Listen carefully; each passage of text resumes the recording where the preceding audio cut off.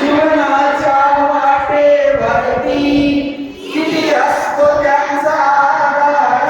आई माझी मायेचा